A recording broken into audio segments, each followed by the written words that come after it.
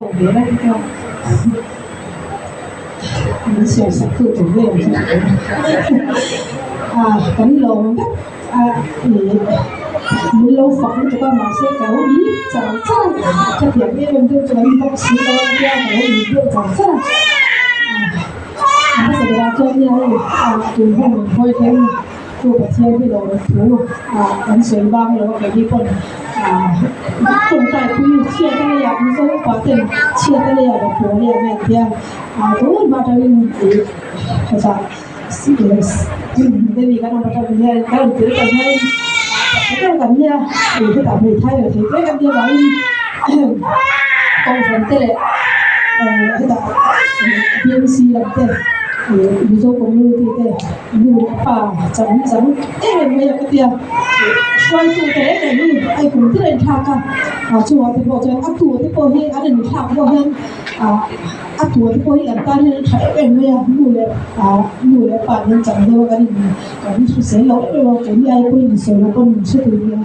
chùa là hay tiền lên thì muốn cảm hành sổ cho nên những gì chùa với mỗi cái đã khá như vậy ta hay thì mặc cái bia cái gì mình làm rồi hiện cái gì cái tại thế mình chùa làm chùa đó cái gì là khi mà chúng ta cái điều này người ta còn phải là còn sẽ còn nhưng mà cái còn sẽ cần ngay cho thì nhân cái đạo có sở chỉ này thì là có cần ngay chiếu đó ăn thì nhân có ổn chia chỉnh đó hành người đó chủ chân trồng công thế đấy thế mới bị trồng công cần chiếu xin là trồng công thì không nổi rồi thì sẽ cái gì cần ngay cho thì tiên tặng đó nhiều tiên có một người tên cần người của chúng nào người ta cũng đi cái đồng chí đó các phải tên là cái bảo đấy hay vì thế là rất là cái thi đấu chia cái việc các bạn này mà nó chưa chẳng chỉ đồ hóa thì mình thôi với như căn đồ mà cái bộ người thì là non rất là tìm thấy program các bộ đi xem cắn lâu bởi quy mình lâu bởi quy thu tên hệ của mình ở bà tên để xoay thu cái bộ đi xem em chỉ phải khoái thì mình lâu thì sao tin soi nó thấy lâu cái chung hay cần một cô chủ hay là cái chuyện là mình xem sắp tới đây như là cái bút bá này thì là phim môi là cái chơi mình như thế này như phim môi sẽ chuyển phong cái gì này cái pha thì chúng tôi cái mà không mình xem em cô là ngay xem phim môi cái tí cái cái nụ cái em lại chân nụ cái em cái em tốt mấy ăn bảo không mấy cái lớn cảm rất là anh phải giống được không thì mình cũng cần xem khổ đồ như sao thì anh với không ra là anh với kia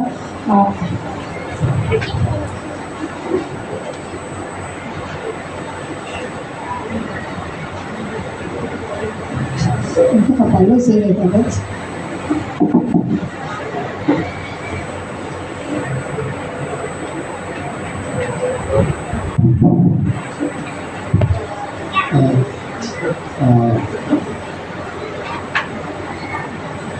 ini akan sangat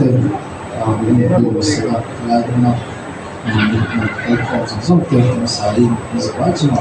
untuk itu saya ini sudah kita một cái mình thế anh nhìn nó thì là mà mình phát tôi thế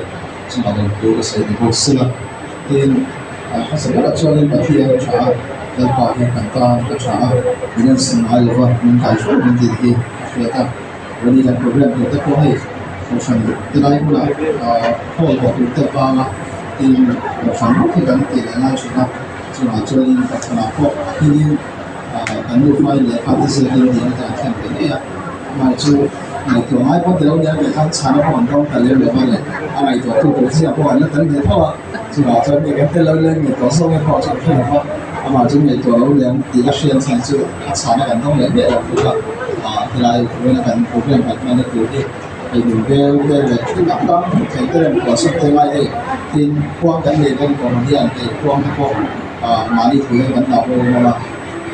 chỉ cần tiền sau đó mà không có tự nhiên cho nên mình sẽ đi ra thì dần dần phải cho nó đi thực hiện cái đó là xong một tất cả đi sản lên cho nên cái chuyện mỗi là lại tiền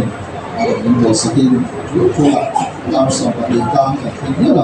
thì chỉ là thứ sẽ là tiền thì cũng phải là cái bên những cái sự như chung với nó họ bị không gặp anh em buồn về cái gì à cho nên cần số cái tên cần sai tuổi nó cần nên cái tên là program này nó cần nên là chỉ số tên cần số tên mà thì sẽ bảo in là thứ cái gì một sữa thì cái là chúng ta sẽ làm kan cũng là một thiên tượng sự tai là thì là chúng ta sẽ phải đi lại em không sang đi sang mà cần cũng có đi TV bảo in vừa sana sang đi sang Syria container thì mình đi in from TV này vừa sang phải là in sáng chơi thì mà đi sẽ thì như chúng mình không lấy cái TV cũng cho nên cũng gì cần sẽ là thì nó tổ các bộ thì chúng ta làm chúng ta trong cái này em mới sẽ làm cái này sẽ ra chúng ta cho nên còn sản phẩm này còn thì nó cũng là tin nó sẽ cái tạo ra cái có số tiền tổ là chúng ta cho nên là để sản phẩm chúng ta làm sẽ là thì tập của nó sẽ tham mong hắn là mình chụp cái túi thì là những cái sản thu là cái số nó tầm về tủ của phần mình xếp sắp thì những ngày cái tuổi lai những cái tuổi chúng tôi cái này còn những ngày mình sau giảng tuổi này tuổi mình xếp sắp thì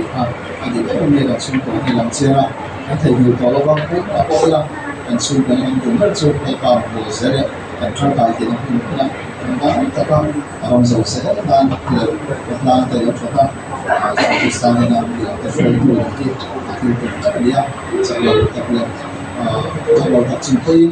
thì mình sẽ đặc biệt anh chủ và gì đâu chỉ là cho nên tiền hay cho nên sửa pha để trong tuổi này để tất cả học về các bạn trong thời gian rất là mong cho các bạn dân học một lần một đầu tỏ hay là mà chỉ để hiện nó sẽ chia nhau đó anh phản đây là thành sự có một cái tiền chuẩn mà mình chung có lần rồi chứ cái gì còn đi kia những sự thay đổi là về số đó cái số mà trở tâm này cái hai là tụi bố sẽ tự mình kia mà cho thay ta tôi cái sự bây giờ tự nhiên ai mà còn kia cái gì đó anh đi kia thì họ cũng tự bảo anh cái ta là cái công việc extra để mà mày anh đi khăn đầu sẽ chắc còn mày ông về là cái này hơi sợ chứ mà cho nên ông phải ông cần thêm vào trường ta thì sẽ phải là tìm để cho đi xem việc ha cái gì cũng chưa này lại vậy thì là tụi cả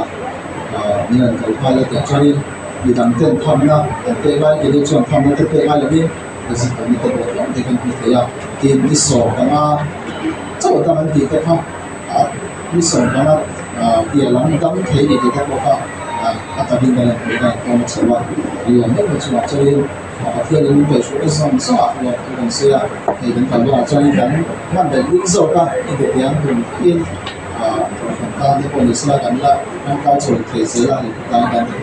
boleh juga kan itu sih kita kan itu dan dia lebih baik soal dia di anjuri lah kan lebih soal jadi dia kan dia lah macam lalu kerja kalau itu thế nên là cái tiếp sẽ là cái điều sự tiền cho nên cái này chúng ta phải sẽ là cái India thuộc số của India còn có đi cái sản thu sản lai đang thành lập đi vào đây thuộc số đó là thì phải nó sai là India anh chỉ số về cái số đó là anh phải là cái điều gì đóng đầy thì nó chúng ta thấy cho nên cái sự tiêu la những cái mục tiêu là thì mình sẽ xong rồi chứ thì đi thì cái mà đi bằng untuk menterapkan dengan syukurlah insyaallah nanti akan dapat manfaat untuk kita bisa mencapai sesuatu yang